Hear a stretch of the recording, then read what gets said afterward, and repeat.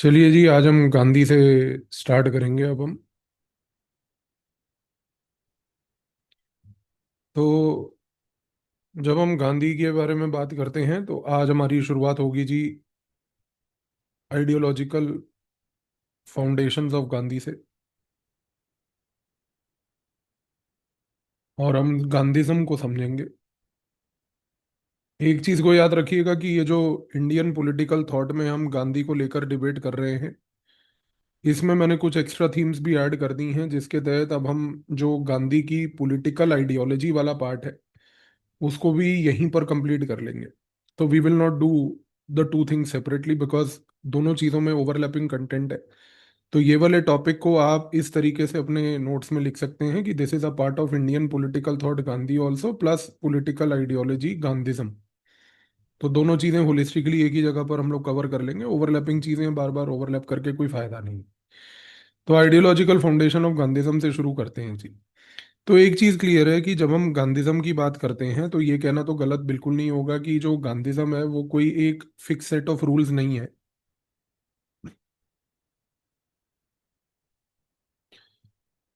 बल्कि गांधीज्म जो है वो एक वे ऑफ लाइफ थी जो गांधी ने प्रपोज की थी। और इस वे ऑफ लाइफ में कुछ सर्टन वैल्यूज थी, जिन वैल्यूज के ऊपर गांधी जी ने काफी फोकस किया था, जिसमें से सत्य, अहिंसा और श्रमदान। श्रमदान का मतलब होता है यहाँ पे गांधी का जो कॉन्सेप्ट है, जिसको हम आगे भी पढ़ेंगे, डिग्निटी ऑफ लेबर। और इसका एक बहुत इंपॉर्टेंट मीनिंग भी है ओवरऑल जो गांधी के थॉट्स थे उसमें। तो गांधी ने जिस प्रकार से डिग्निटी ऑफ लेबर की चर्चा करी, हम वो भी यहाँ पर खास करके देखने की कोशिश करेंगे। एनीवे, तो गांधी जी ने ये बात बोली कि भैया ऐसा है कि ट्रुथ जो है वो लाइफ का एक अल्टीमेट गोल होता है। और ये अल्टीमेट गोल को रीच करने के लिए गांधी ने कहा कि जो पाथ होता है that is always non violence. तो आप नॉन वायलेंस का फोकस करेंगे तो नॉन वायलेंस से आप जो है ट्रुथ की ओर जा पाएंगे, पहली बात। दूसरी बात, उन्होंने कहा कि जब हम बात करते हैं ट्रुथ की, तो ट्रुथ का मतलब केवल यहाँ पर ये नहीं होता कि जस्ट टेलिंग और स्पीकिंग ट्रू वर्ड्स।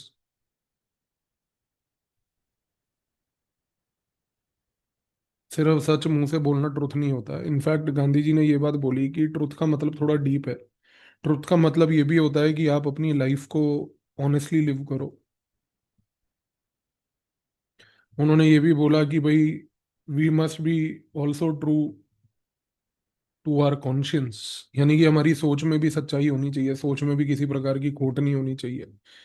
तो गांधी जी ने कहा कि ट्रूथ जो है वो केवल सिर्फ सच बोलना नहीं है, सच बोलने के साथ साथ सच, अच्छा जीवन, सच्चा जीवन जीना, ईमानदारी से जीवन जीना, कॉन्शियंस अपनी क्लियर रखना, इनर थॉट्स को क्लियर रखना, और सबसे इंपॉर्टेंटली कि अपनी मॉरल रिस्पॉन्सिबिलिटी को अपहोल्ड करना। क्योंकि किसी भी तरीके से हम मॉरल रिस्पॉन्सिबिलिटी को कॉम्प्रोमाइज नहीं करेंगे। ये चीज गांधी जी ने पहली बात तो बोली। दूसरी बात क्या है कि जब हम बात करते हैं नॉन वायलेंस की, तो गांधी जी ने यहाँ पर नॉन वायलेंस को लेकर क्या बोला। उन्होंने कहा कि नॉन वायलेंस में सिर्फ हम ये नहीं कहते कि फिजिकल वायलेंस का एब्सेंस है। फिजिकल वायलेंस का तो एब्सेंस होना ही होना है नॉन वायलेंस में, डेफिनेट बात है। बट यहाँ पर नॉन वायलेंस का मतलब अगेन, जैसे ट्रुथ में उन्होंने बोला, डीप है कि यहाँ पर we also refuse to hurt others. हम किसी दूसरे के ऊपर भी कोई अत्याचार नहीं करेंगे। दूसरे के ऊपर अत्याचार ना करने के साथ साथ हम किसी को अपने दिमाग में वायलेंट थॉट्स भी नहीं लाएंगे। तो वायलेंट थॉट्स लाना, फिजिकल वायलेंस ना करना, और वायलेंट थॉट्स अपने दिमाग में लाकर किसी दूसरे को हर्ट करना, ये भी हम नहीं करेंगे।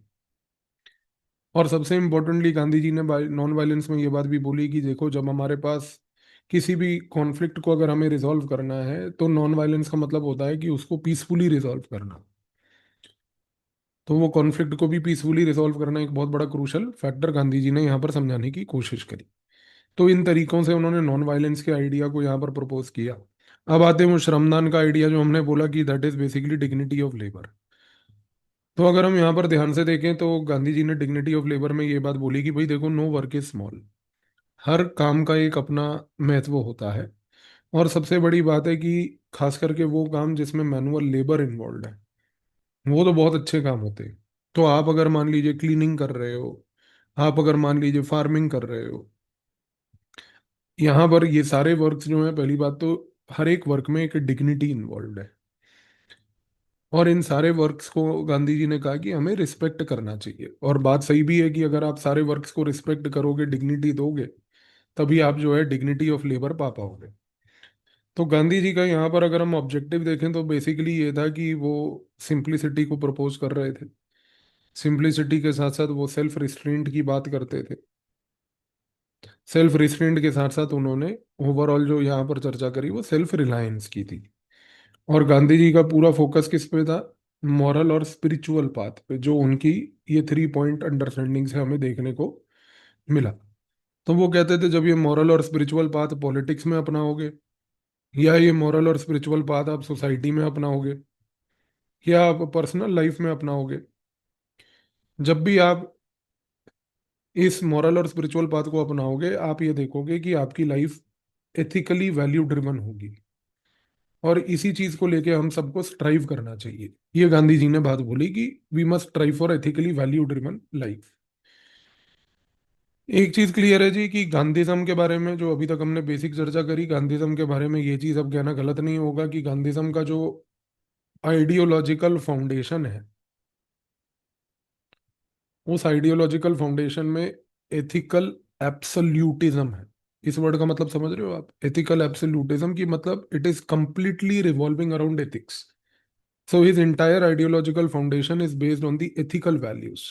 It is based on spiritual humanism. Spiritual humanism. और यहाँ पर उन्होंने वो जो कोर वैल्यूज हमने बात करी, ट्रूथ, नॉन वायलेंस और डिग्निटी ऑफ लेबर की,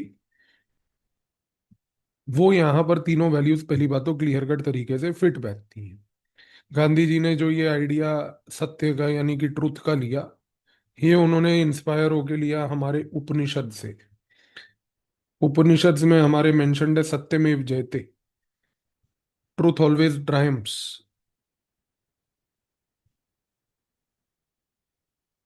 सो ये जो उन्होंने बात करी ट्रूथ ऑलवेज ट्रायम्फ्स, ये चीज के ऊपर उन्होंने पहली बात तो फोकस किया। दूसरी बात ये है कि जब हम बात करते हैं अहिंसा की, नॉन वायलेंस की, तो गांधी जी का इंस्पिरेशन अहिंसा का कहाँ से आता है? ये जैन और बुद्धिस्ट ट्रेडिशन से आता है। क्योंकि जैन और बुद्धिस्ट ट्रेडिशन जो हैं वो दोनों चीजें एक ही चीज, दोनों रिलीजन जो हैं वो एक ही चीज सिखाते हैं कि हमें एक्टिवली फोकस करना चाहिए बेसिकली ईविल को रेजिस्ट करने के लिए, बट वो भी through love and through compassion, not through violence. तो ये चीज उन्होंने वहां से बेसिकली सीखी, अहिंसा वाली। तो अहिंसा यहाँ पर जो गांधी जी का है ना, कई बार ये मिसकंस्ट्रूड होता है। मिसकंस्ट्रूड का मतलब है हम इसको गलत समझते हैं। अहिंसा का मतलब यहाँ पर कोई पैसिविटी नहीं है। पैसिविटी का मतलब होता है कि भाई जस्ट बिकॉज आप नॉन वायलेंट हो का मतलब ये नहीं है कि आप बेसिकली वायलेंस कर नहीं सकते। गांधी जी का कॉन्सेप्ट ये है अहिंसा का कि भाई नॉन वायलेंस का मतलब यहाँ पर ये है कि एक करेज का गेम है। क्योंकि here he encourages people to do civil disobedience. जिस चीज को उन्होंने कंसेप्चुअलाइज किया अपने इसी पॉइंट से, सत्याग्रह,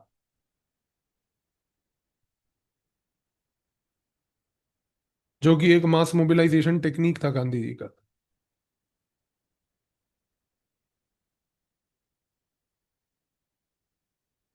तो ये चीज समझने की आपको आवश्यकता है।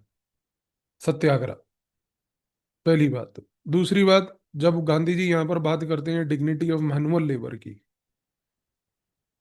और वो कहते हैं कि भाई सारी मैनुअल एक्टिविटीज को जो है हमें डिग्निटी देनी चाहिए, वो इसलिए कह रहे हैं क्योंकि इंडिया की जो सोसाइटी थी, हमने अंबेडकर जी के टाइम पे भी पढ़ा कि वो भी बार बार हाईलाइट करते थे कि कास्ट बेस्ड ऑक्यूपेशनल हायरार्की है।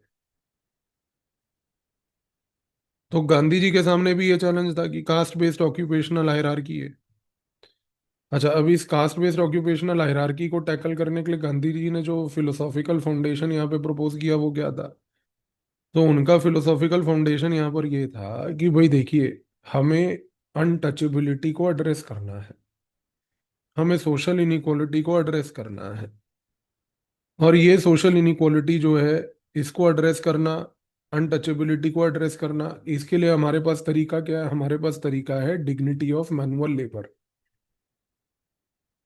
यानी कि जब हम एक ऐसे परिस्थिति को क्रिएट करेंगे जहां पर हर एक फॉर्म ऑफ लेबर को बेसिकली डिग्निटी दी जाएगी, तो ऑटोमेटिकली ये जो कास्ट बेस्ड ऑक्यूपेशनल हायरार्की में अनटचेबिलिटी और सोशल इनइक्वालिटी के जो चैलेंजेस हैं वो ओवरकम ऑटोमेटिकली हो जाएंगे।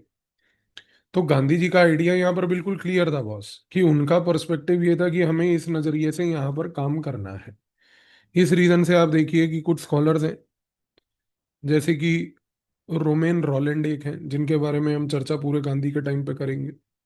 रोमेन रॉलैंड ने ये बात बोली कि गांधी जी जो थे, he was a saint who walked barefoot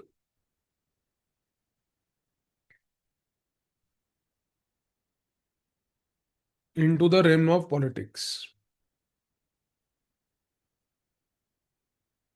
into the realm of politics। यानी कि उनका, रोमन रोलैंड का मानना यह था कि गांधी एक पहले ऐसे इंडियन सेंट थे जिन्होंने पॉलिटिक्स में स्पिरिचुअलिटी की बात करी। बिकॉज पॉलिटिक्स के अंदर स्पिरिचुअलिटी की बात करना अभी तक कोई फैशन तो था नहीं गांधी के आने से पहले। इसी तरीके से अगर आप देखो तो यहाँ पर लुई फिशर जो है, तो लुई फिशर ने क्या बोला? लुई फिशर एक और स्कॉलर है। लुई फिशर ने यह बात बोली कि देखो, गांधी ने सबसे इंपॉर्टेंट चीज क्या करी है कि एथिक्स को एक एक्शनल डोमेन दिया है। ये एथिक्स को एक्शनल डोमेन दिया है उन्होंने पॉलिटिकल एथिक्स के थ्रू, पॉलिटिकल एथिक्स को चैंपियन करके। तो ये चीज गांधी जी के बारे में लुई फिशर के कॉन्टेक्स्ट में उन्होंने यहाँ पर उजागर करी। सिमिलरली एक इंडियन स्कॉलर रविंद्र कुमार है। तो रविंद्र कुमार ने ये बात बोली कि जब गांधी जी ने बात करी ट्रूथ की, नॉन वायलेंस की, तो ट्रूथ और नॉन वायलेंस से गांधी जी ने क्या करा कि सिर्फ मॉरल वैल्यूज पे फोकस नहीं करा, इसके साथ साथ उन्होंने इनके थ्रू टूल्स बनाए फॉर पॉलिटिकल रेजिस्टेंस।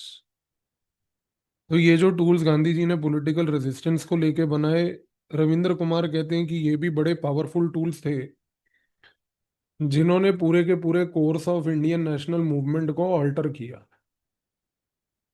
क्योंकि जब आप मॉरल वैल्यूज को, ट्रूथ एंड नॉन वायलेंस जैसी उनको पॉलिटिकल रेजिस्टेंस का टूल बनाते हो, तो आप एक नेशनल मूवमेंट की जो पूरी डायरेक्शन है, दिशा है, उसको कंप्लीटली यहाँ पर बदल देते हो।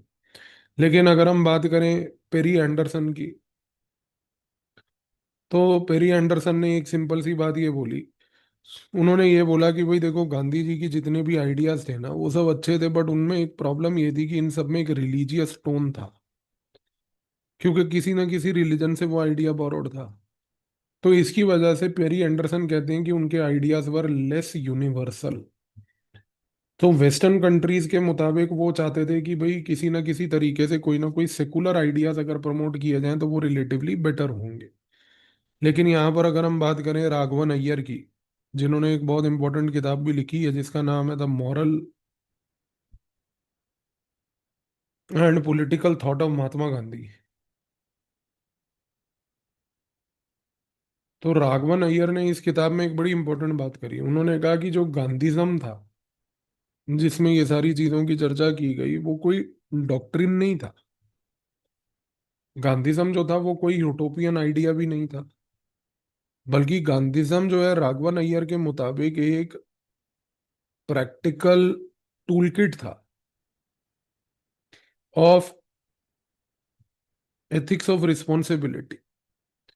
तो उन्होंने ये चीज को हाईलाइट करने की कोशिश करी कि किस तरीके से रिस्पॉन्सिबिलिटी के बेसिस पे गांधी ने पूरे आइडियोलॉजी को कंस्ट्रक्ट किया, और ये फाउंडेशन बना पूरे के पूरे इंडियन ट्रेडिशन का, जो आज एक इंटेलेक्चुअल स्टडी भी होती है, जिसको हम गांधीज्म कहते हैं। तो उन्होंने ये बात बोली कि देखो, गांधी का प्रिंसिपल फोकस था कि किस तरीके से रिस्पॉन्सिबिलिटी बेस्ड एक डॉक्ट्रिन बनाया जाए, और इस डॉक्ट्रिन के तहत कोशिश की जाए कि भाई यहाँ पर एथिकल अप्रोच जो होनी चाहिए वो होनी चाहिए रिस्पॉन्सिबिलिटी बेस्ड। अभी हम राइट्स ड्यूटीज की गांधी के बारे में जब चर्चा करेंगे तब आप ये राघवन अय्यर के पॉइंट को और बेटर समझोगे। सिमिलरली जो है यहाँ पर एक स्कॉलर हैं जिनका नाम है जॉन बोंदुरंत। जॉन बोंदुरंत ने एक किताब लिखी है कॉन्क्वेस्ट ऑफ वायलेंस। इस किताब में उन्होंने एक बड़ी दिलचस्प चर्चा करी है। उन्होंने कहा कि गांधी का जो कॉन्सेप्ट ऑफ सत्याग्रह था, ये कॉन्सेप्ट ऑफ सत्याग्रह कोई मियर एक रेजिस्टेंस का टूल नहीं था। इनफैक्ट ये एक मेथड था जो कि नॉन वायलेंट परसुएशन में बेस्ड था। नॉन वायलेंट परसुएशन में बेस्ड था जो कि सेल्फ सफरिंग पे फोकस करता था,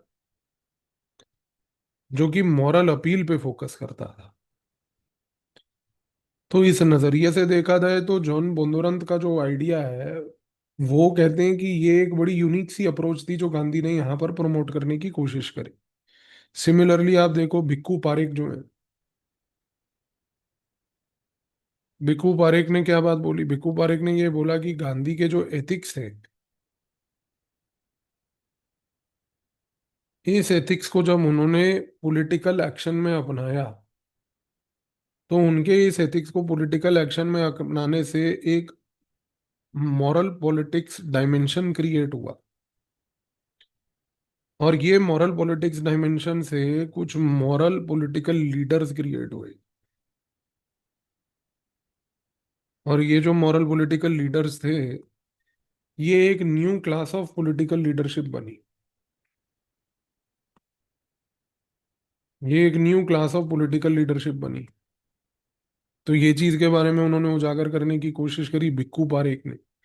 लेकिन अगर हम बात करें पार्था चैटर्जी की, तो पार्था चैटर्जी ये चीज यहाँ पर उजागर करते हैं कि जब हम गांधी जी की बात करते हैं तो गांधी को उन्होंने कहा कि he gave what is called as derivative nationalism. Derivative nationalism का मतलब ये होता है कि एक ऐसा आइडिया जहां पर रिलीजियस व्यू पॉइंट्स का प्रयोग किया गया मास मोबिलाइजेशन करने के लिए। और ये जो रिलीजियस व्यू पॉइंट्स भी थे, ये डाइवर्स थे। पार्था चैटर्जी ये कह रहे हैं कि देखो गांधी ने सिर्फ हिंदुइज्म या सनातन धर्म से आइडियाज बोरो नहीं करे, उन्होंने जैन धर्म से भी बोरो करे, क्रिश्चियनिटी से भी बोरो करे, बुद्धिज्म से भी बोरो करे, सिखिज्म से भी बोरो करे, इस्लाम से भी बोरो करे। तो सारे रिलीजन से एक जब डाइवर्स उन्होंने एक मास मोबिलाइजेशन टूल पैदा किया, तो ये जो डेरिवेटिव नेशनलिज्म है, where the nationalism derives its value from religious view points and diverse religious view points, eventually led to the birth of mass mobilisation. ये कहने की वो कोशिश पार्था चैटर्जी यहाँ पर कर रहे हैं। तो एक चीज तो क्लियर है बॉस कि जितना भी गांधी जी ने यहाँ पर चर्चा करने की कोशिश करी, गांधी जी के ये सारे के सारे पॉइंट्स एक चीज तो जरूर क्लियरली हाईलाइट करते हैं कि गांधी जी का जो ओवरऑल अप्रोच था, वो अप्रोच बेसिकली एक ऐसी आइडियोलॉजी देने का था जो कि प्रैक्टिकल हो, एथिकल हो, और जिसको ग्राउंड रियलिटी में अपनाया भी जा सके। So with this foundation of Gandhi and this basic understanding of Gandhi, now understanding his remaining ideas of political thought will become easier for us, जो हम अब subsequent वीडियोस में करने की कोशिश करेंगे। Thank you.